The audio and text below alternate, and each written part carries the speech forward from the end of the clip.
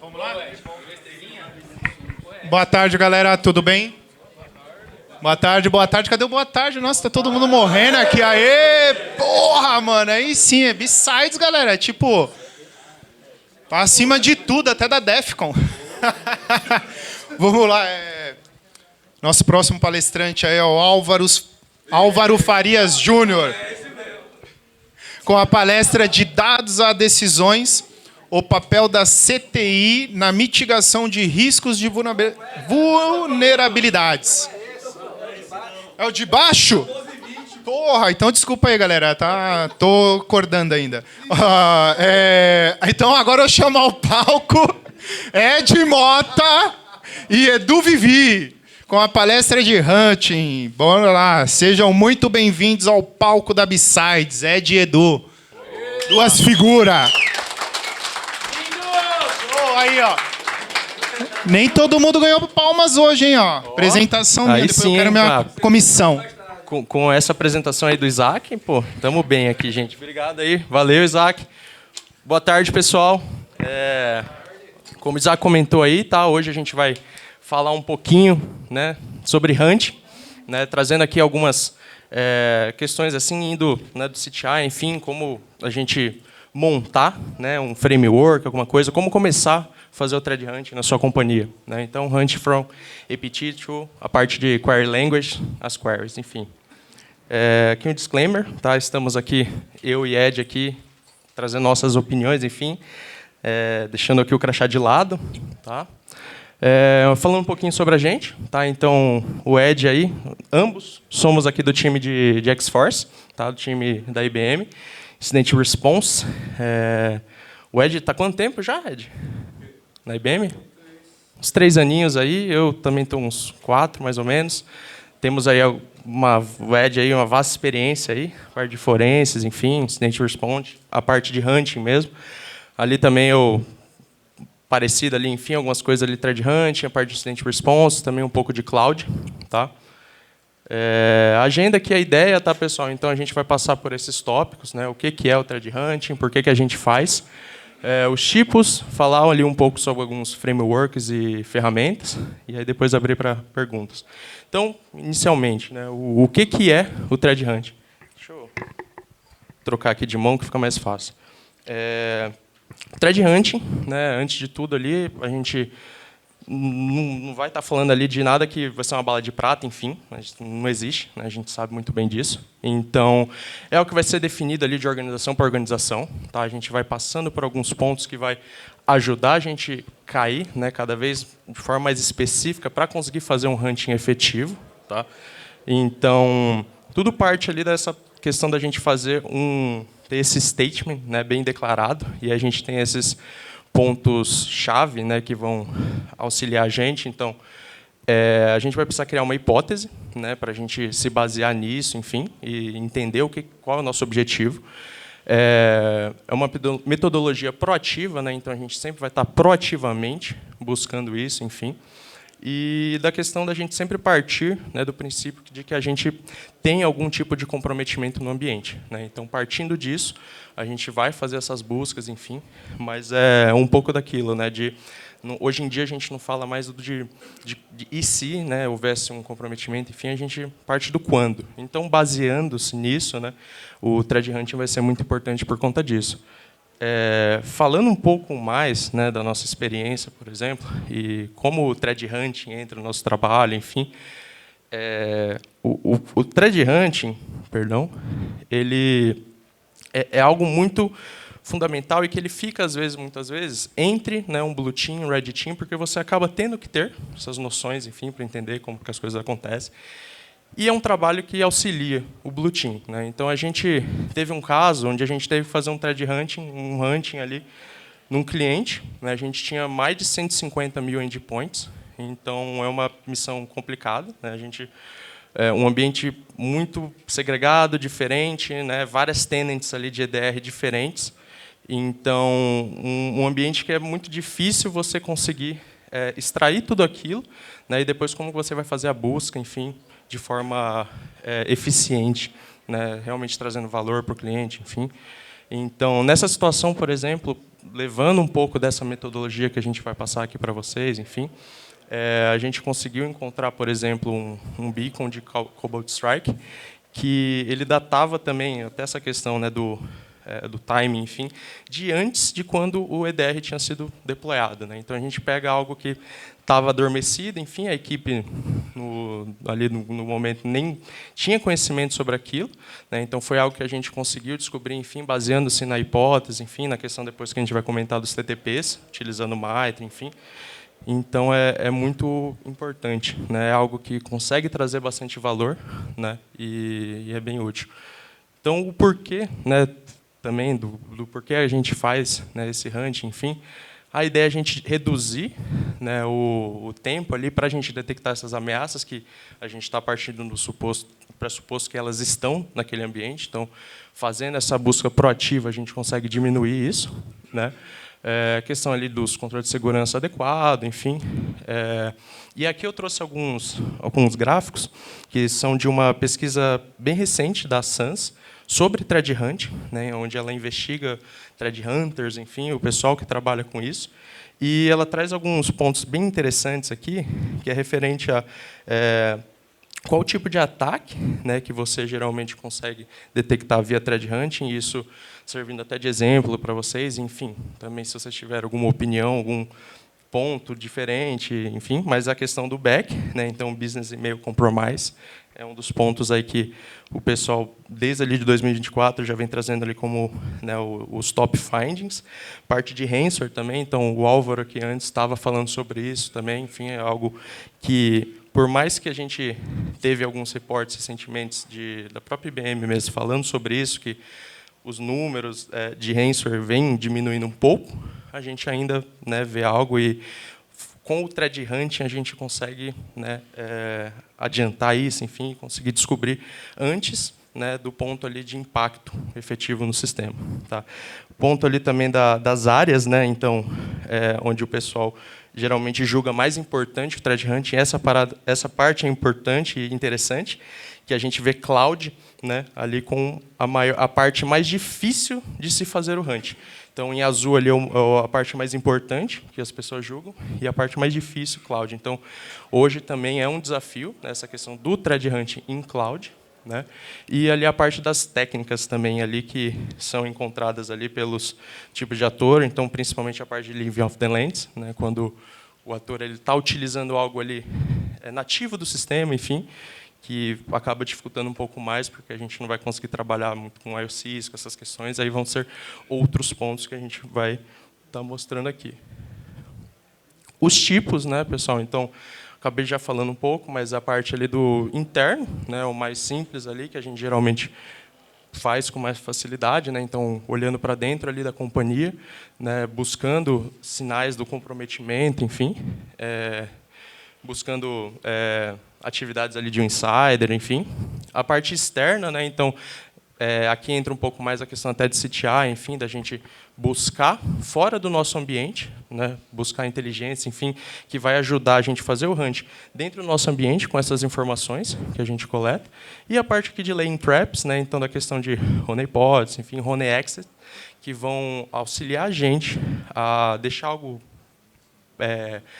ali fácil, né, para o atacante, enfim, aquelas armadilhas que, baseando, enfim, no comportamento, enfim, no contato que eles vão ter com aquilo, a gente também vai gerando mais inteligência para a gente conseguir lidar com isso. Então, aquilo, né, pessoal? Até agora falei bastante coisa, né? A gente sabe que a gente tem um número muito grande e elevado, né, que cada vez mais crescendo de ameaças, né, operacionais, enfim, no mundo inteiro, enfim, essas questões de conflitos também que a gente vê, Rússia, Ucrânia, acaba também trazendo mais essas questões, né? A gente tem os APTs, enfim, os grupos financiados por governos também, que é algo muito em crescimento, né, ultimamente, mas sempre houve.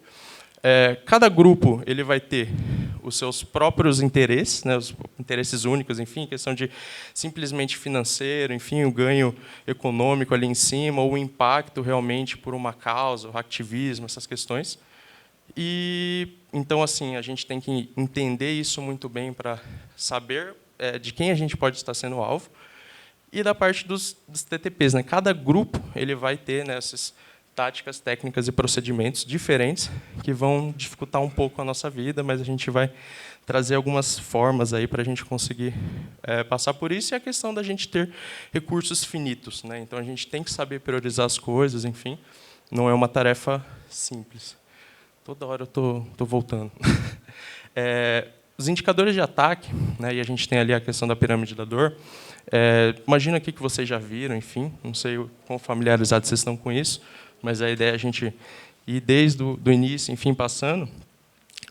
A gente tem o que é mais trivial, né? Então a parte ali de hashes, os valores de hashes, enfim, que a gente vê por todo lugar, listas, sempre que existe um comprometimento, a gente vai lá e faz os bloqueios, enfim, mas é algo que vai estar o tempo todo mudando, a gente não pode levar isso como o único ponto, né? Os IPs, mesma coisa, também é algo que vai mudar, enfim, domínios, enfim, os artefatos de rede, a gente já vai melhorando um pouco, até onde a gente chega na parte ali que a gente vai conseguir fazer uma boa correlação com os grupos, enfim, que é na parte das ferramentas e dos TTPs. Porém, isso também é algo muito mais difícil de você monitorar, enfim, de você chegar nisso, né? Então, é algo que a gente vai estar passando algumas formas, algumas ferramentas.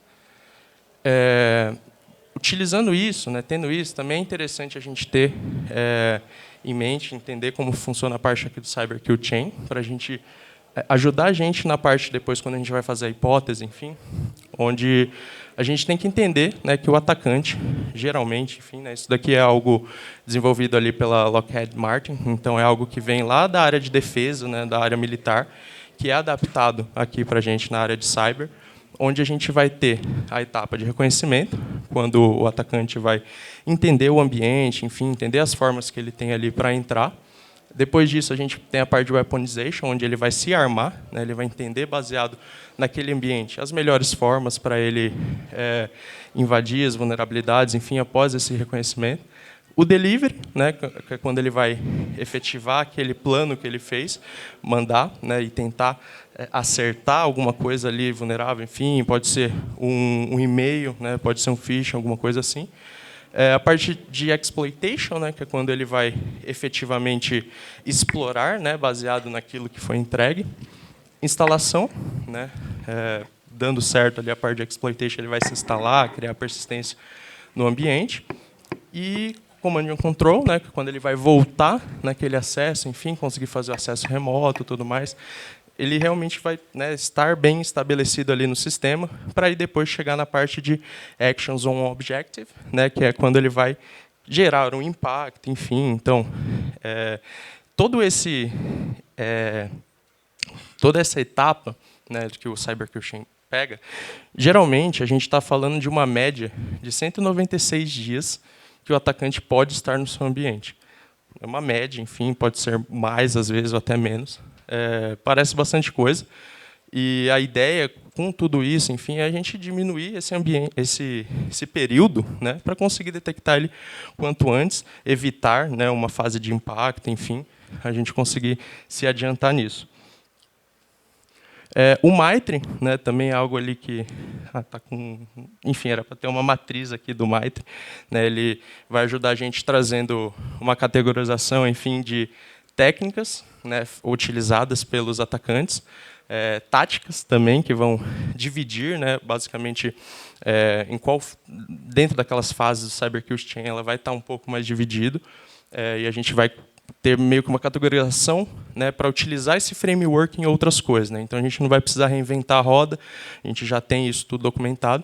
Então, o Mitre é uma ferramenta que vai auxiliar a gente muito nesse processo, tanto automatizando alguma coisa ou não. Ele já é um ótimo ponto de partida para você utilizar ele, né?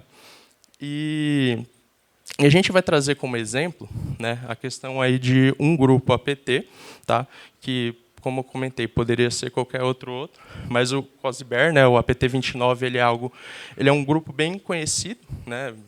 Ele foi associado ali 2021 com aquela campanha, né, de comprometimento do SolarWinds, que foi muito grande, e agora também com todos esses conflitos, enfim, é um grupo muito relevante, né, mas que a gente tem que entender se ele é algo que poderia ter a sua empresa como objetivo, enfim, mas no exemplo que a gente vai estar passando aqui na palestra, a ideia é estar criando esse cenário para vocês entenderem um pouco melhor como que essa metodologia, como a gente costuma fazer aqui no nosso dia a dia, a gente vai estar usando o APT29. Tá? Então, aqui a gente tem, né, alguns reportes de indústrias e com os nomes, né, outras campanhas que também ocorreram ali, além do SolarWinds. E algumas das ferramentas que a gente quis elencar aqui, algumas a gente vê que até se repete, né, de outras palestras que a gente teve aqui, mas eu acho que essa primeira é uma bem interessante que a gente usa depois no processo que o Ed vai passar para vocês, e é ali, não principal, mas enfim, uma bem importante para esse framework que a gente está passando, porque esse TDA, né, ele é um site, né, onde ele categoriza esses grupos e traz muita informação sobre esses grupos. É um site tailandês, né, ele tem ele é bem atualizado, enfim, né, constantemente atualizado. E ele também tem uma ferramenta, né, toda uma engine ali para você fazer buscas e fazer correlacionamentos sobre a questão do país-alvo, né, que aquele TED Actor pode estar tendo como objetivo, a questão das tools, né, então também batendo ali com um pouco de TTPs, enfim. Então a gente consegue utilizar ele de uma forma muito boa, né, para aprimorar esse procedimento, enfim. Malpedia, né, a gente também teve ali na última palestra falando um pouco sobre ele, também a gente tem essa questão dos atores, né, então com base nesses feeds, né, eles auxiliam bastante a gente para conseguir entender quais os grupos, e aí não necessariamente só APTs, enfim, mas quais os grupos, né, eles podem ter a nossa indústria, enfim, ou a nossa companhia como um objetivo, né? E aí, é claro, né, o próprio MITRE aqui na parte de grupos também tem informações sobre, e os vendors específicos, né? Então, a própria IBM, Xforce, ali, muito bom, pessoal, recomendamos aí, Palo Alto, enfim, todos os outros que a gente também tem. Para começar a juntar essas coisas, né, a gente vai se basear nesse Open Thread Hunting Framework, tá? Que é um framework aberto ali, feito por ex-IBMers até, onde a gente vai partir desses steps aqui. Então, primeiro a gente vai definir um objetivo, né, ele é importante, o que a gente vai fazer. Porque para a gente fazer um thread hunting bem feito, a gente precisa ter essas coisas muito bem definidas, porque senão o escopo fica muito amplo, enfim. Então a gente vai ter que ter o objetivo, criar a hipótese, entender, né, o quanto que a gente tem de dados, né, para conseguir fazer aquelas buscas para o thread hunting poder acontecer, enfim. A gente vai gerar dados de teste também para fazer essas buscas. A parte ali, né, o que vai ser o nosso objetivo com esses dados de teste, o que a gente vai estar procurando. Vai testar depois aquilo, né, num ambiente mais real, enfim. E aí depois, assim que possível, a ideia é automatizar e documentar. Então, isso daqui é legal, porque eu estou basicamente falando a forma com que a gente faz o thread hunting, enfim, e antes a gente fazia isso de forma um pouco manual, mas a gente precisa que seja algo escalável, né? Então, a gente hoje, né, com IA, enfim, com todas as questões que a gente tem formas de automatizar e de facilitar um pouco mais esse trabalho. Tá? Então, um exemplo aqui de hipótese, por exemplo, tendo o APT29 como exemplo, é de que os adversários, enfim, esse grupo em específico, ele vai fazer o uso de ferramentas legítimas do Windows, ali como o PowerShell e o WMI, para a parte de lateral movement. E observando isso, né, também foram identificadas ali a parte de tarefas agendadas e modificações de serviço system e execução, né, de payloads maliciosos remotamente. Então, esses são os TTPs que a gente tem para esse ator, um deles, né, as técnicas. E aí o exemplo que a gente vai ter para a parte de objetivo e hipótese é esse, né, de basicamente detectar, né, essas modificações maliciosas, enfim, que a gente entende que esse grupo em específico vai utilizar para fazer ali o lateral movement via PowerShell WMI, e aí a gente cria uma hipótese, né, que ela vai ser, entendendo que os atacantes vão fazer utilizar, né, essas ferramentas, a gente vai entender quais são os eventos, né, que vão ser gerados para esse tipo de ação, a gente vai garantir que a gente consegue monitorar isso, enfim, consegue ver eles na nossa ferramenta de CIEM, enfim, e a gente consegue, né, correlacionar que, nesse caso, com todos essas variáveis acontecendo, a gente pode ter uma ação desse grupo, enfim, desse ator malicioso que a gente está fazendo a monitoração. Então, o exemplo do workflow, enfim, fica basicamente assim, né? A gente tem a parte ali, criação da hipótese, que foi o que a gente acabou de falar, as missões ali para o hunting, né? Então, a questão ali de serviços agendados, né? Tarefas agendadas, serviços ali linkados com o PowerShell WMI, file paths ali fora do padrão, dentro desses eventos, desses event IDs, execução remota de scripts, indicando lateral movement, e aí a parte de hunting análise, né? Então a gente também vai ter algo parecido ali da análise desses resultados, né? Tendo os event IDs o 4624, o 5145, e enfim, né? Então a gente consegue ter esse workflow, né, para essa situação. Além disso, né, a gente tem algo que vai auxiliar muito também o nosso trabalho para encontrar, né,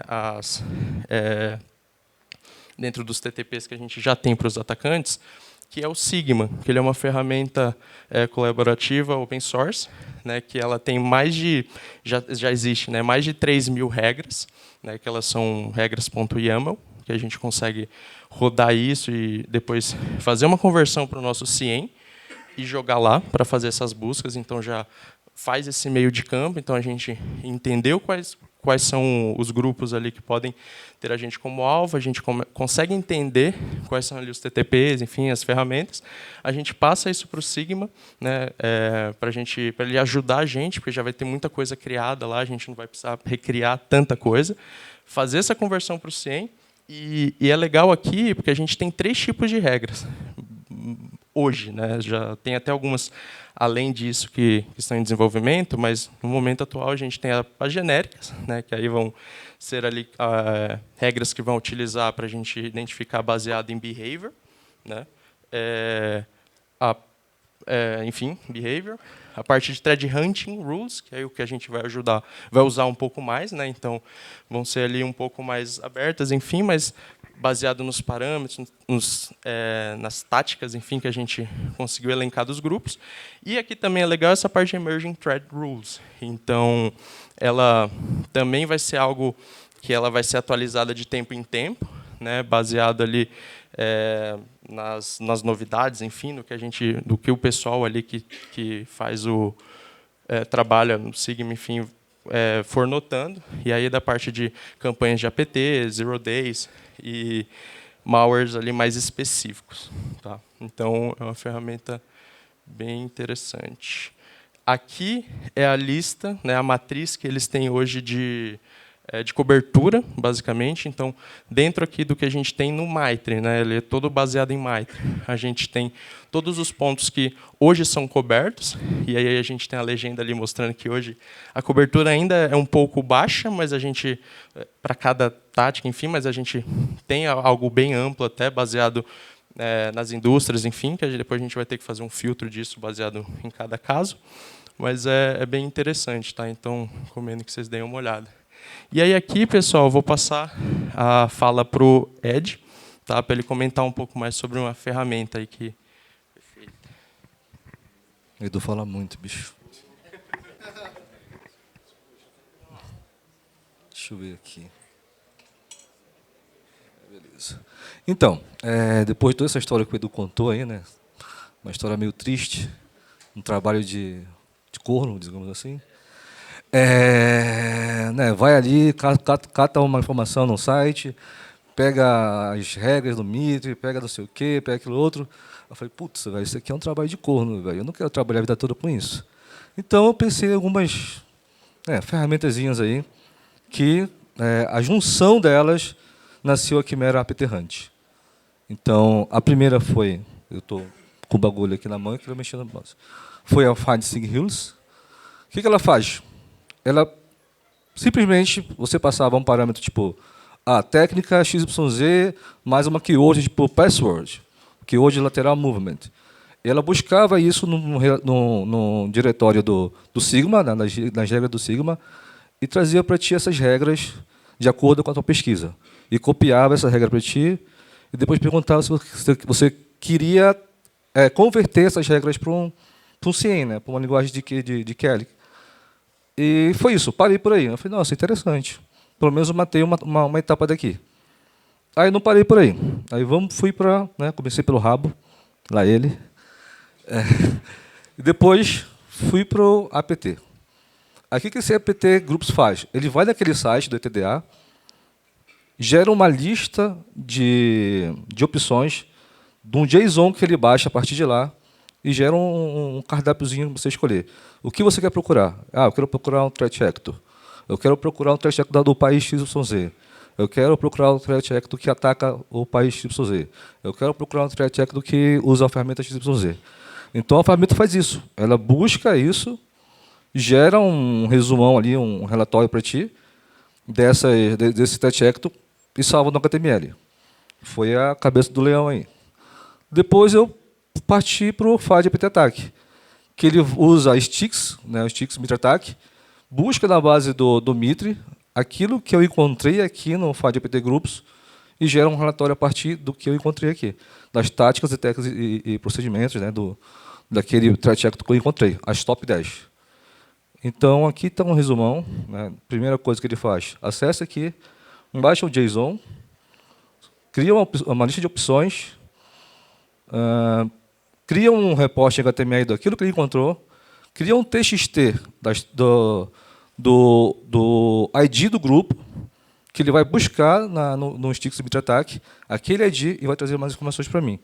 Das top técnicas, nas 10 top técnicas desse grupo, vai salvar um HTML com essas informações e vai pegar essas técnicas e vai falar, Sigma, encontra para mim todas as regras que você tem aí que casam com essa minha busca, com que isso foi criado a partir dessa automação.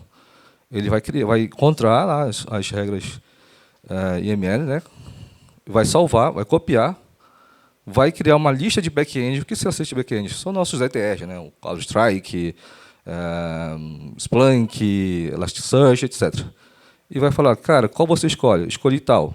Beleza, vou converter para ti e salvar num TXT, como uma pasta, nome do EDR, com todas as regras que ele encontrou, num arquivinho, um TXT. E daí lá você pega, copia aquelas regras, joga no teu CIEM e manda procurar. Então, todo aquele trampo que a gente teve lá no início de ir no site, pesquisar, a ferramenta já faz isso automaticamente. Isso resolve a sua vida? Ajuda, mas não resolve. E aqui está o fluxo, de como ela funciona. Você faz uma escolha das 3 ferramentas e gera tudo aquilo ali, e no final vai sair um TXTzinho da informação que você escolher. E vamos passar para a demo, que é o mais importante. Deixa eu dar um zoom aqui.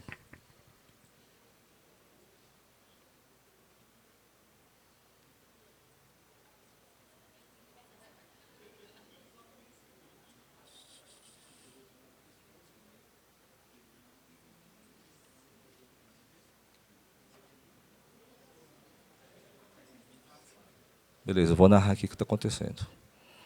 A primeira aqui, a lista de opções, com as ferramentas que eu tenho. Eu escolho a opção 1, que é o Find APT Groups. Vou em Actor, o Threat Actor. E aqui a lista de opções que ele baixou do JSON.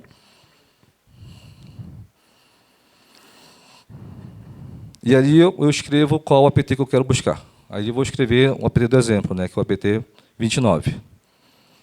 Beleza. Aí ele pergunta se eu quero gerar um relatório resumido ou completo. Eu falo que eu quero um completo. Então, ele gera na tela essa saída de informações que ele buscou naquele site lá tailandês.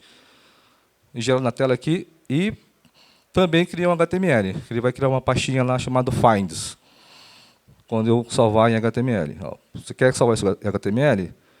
Dou sim.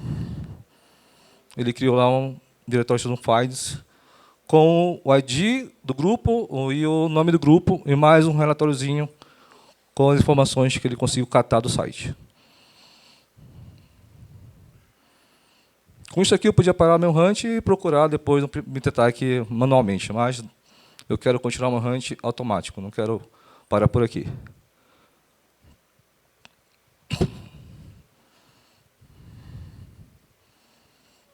Aqui eu volto, ele pergunta se eu quero continuar o hunt, eu digo que sim. E aqui ele vai para a segunda ferramenta, que é o Find Apt Attack. Daquela informação de ID grupo, ele já gera para mim, através da chamada lá no Sticks MitraTag, as táticas e técnicas desse grupo. E vai fazer uma seleção das top 10.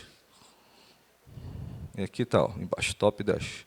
E essas técnicas aqui vão alimentar o meu Sigma, que é o meu continuar o hunt aqui.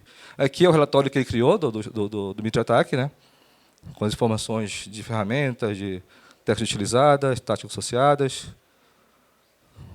E aqui, continuar o hunt. Vou voltar ali no diretório.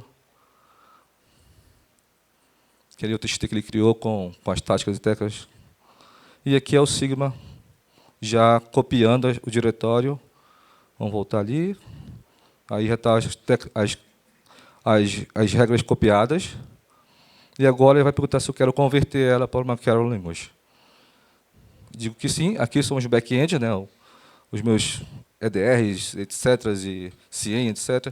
Aí eu vou escolher o Splunk. Aí está convertendo a minha regra que ele encontrou para a linguagem do Splunk.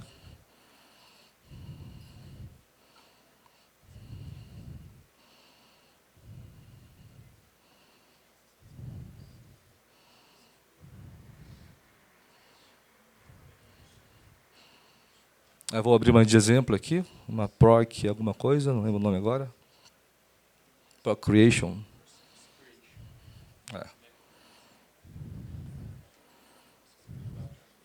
Vou abrir no lugar errado, eu vou abrir com Sublime. E aí está a nossa regrinha convertida já para a linguagem do Splunk. Quebra de linha aí. Eu esqueci onde era. Foi. E aí, tá. Oi? Beleza. Aí está aí nossa regra, né? Então termina aqui. Aí eu copio isso aqui e jogo o meu Splunk para procurar alguma coisa. Vai encontrar alguma coisa? De repente vai, de repente não. Às vezes é necessário fazer um ajuste, porque nem não é 100% certeza que ela vai estar com a conversão perfeita, né? E aqui tu não te faz também não te transforma no trash hunt da noite para o dia, né? Tu precisa ter conhecimento, precisa saber mexer, precisa mudar preciso colocar um caminho diferente aqui, então não é só copiar e colar, virei trash hunt. E eu acho que termina aí. E eu preciso dar um zoom aqui, né?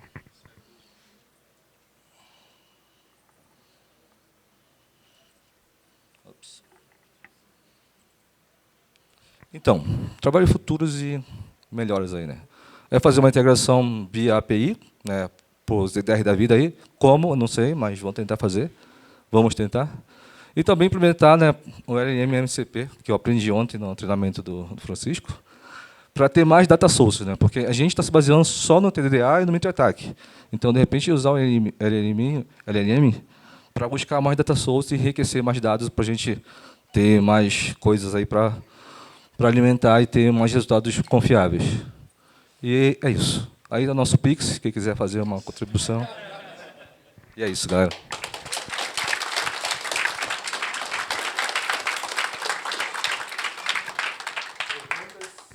Questions? Quem quiser ferramentas. Ainda não. Só depois do Pix. Não, vai estar. Vou publicar no LinkedIn o GitHub. Tá fechado por enquanto. Ainda estou mexendo em algumas coisas.